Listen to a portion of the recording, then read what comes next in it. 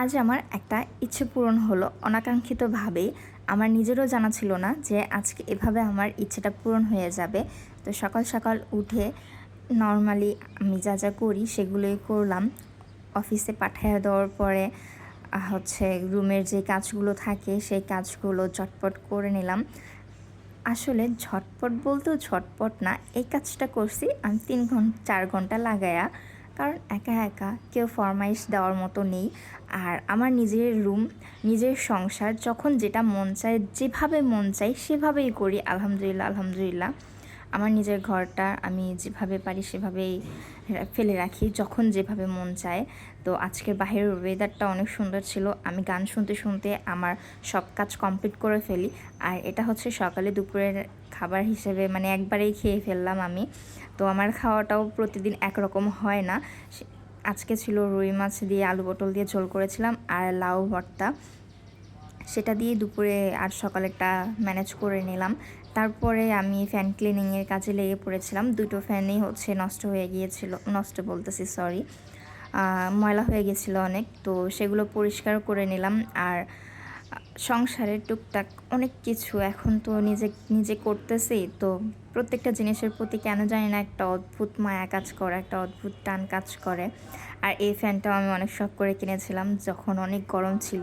আর ফ্যানের কালারটা অনেক কিউট না, আমার অনেক পছন্দের এই ফ্যানটা।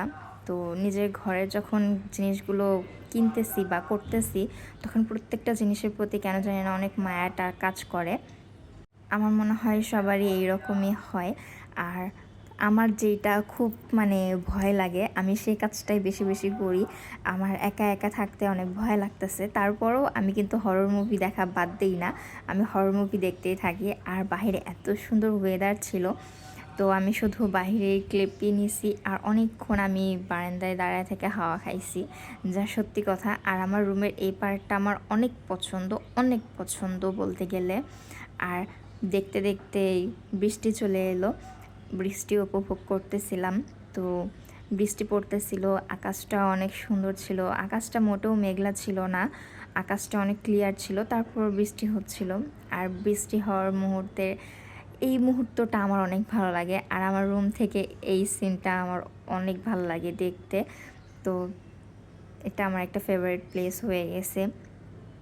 এরই মধ্যে বৃষ্টি শেষ হয়ে গেল, আমিও শাওয়ার নিয়ে নিলাম। আর শাওয়ার নেওয়ার পরে আমার যে কাজটা সেটাই আমি করলাম, কাপড় চোপড় নেড়ে দেওয়া। কাপড় চোপড় আমি কখনো বাথরুমে ফেলে রাখি না, হাতের সাথে ধুয়ে ফেলি। আর হাতের সাথে আমি হচ্ছে সব শুকায় নিই, গুছায় নিই। কাপড় চোপড় নিয়ে আমি আমার হচ্ছে খুব থাকি। তো এর মধ্যেই আমি গোসল করে কাপড় নাড়তে পারি না, নাইরা শেষ করতে পারি না, এর মধ্যে আমার জামাই ফোন দিয়ে বলে বাইরে যাবা। তো ওর কাজে যাবে, সাথে আমিও যাচ্ছি, জানি আমি ঘুরতে ভালোবাসি। আর সত্যি আজকের আকাশটা দেখতে অনেক সুন্দর ছিল।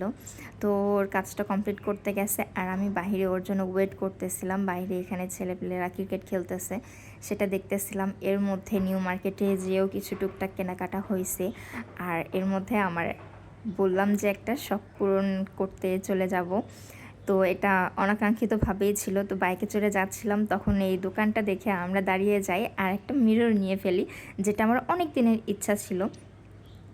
দামটা হয়তো অত না, কিন্তু ইচ্ছেটা আমার অনেক দিনের ছিল, কিন্তু হয়ে উঠতেছিল না। আর এর মধ্যে বাসায় এসে বাইক রাখতে না রাখতেই দেখি যে বৃষ্টি শুরু হয়ে গেছে। ভাবছিলাম যে একটু বাজার করব, কিন্তু বাজার আর করা হয় নাই। পরের বৃষ্টিতে একটু বৃষ্টি কমার পরে আমরা বাসায় চলে এসেছিলাম। আর বাসায় আসার পরে মিররটা সেট করেছি। মিররটা সেট করার পরে আমি বোরখা মানে বাসায় ঢোকার সঙ্গে সঙ্গে বোরখাটা খুলে ফেলছি, নাহলে বোরখা পরে ক্লিপটা নিলে অনেক সুন্দর হইতো। পরে অনেক ক্ষুধা লাগছিল, পরে একটু নুডলস রান্না করে দুজনে খেয়ে ফেললাম। রাতের তো ডিনার আছেই। আর এরপর আমি আর কোনো ক্লিপ নিতে পারি নাই। আর স্টিলের প্লেটটা দেখে কেউ কিছু মাইন্ড করবেন না, কারণ আমার মেলামাইন থেকে স্টিলটা অনেক ভালো লাগে।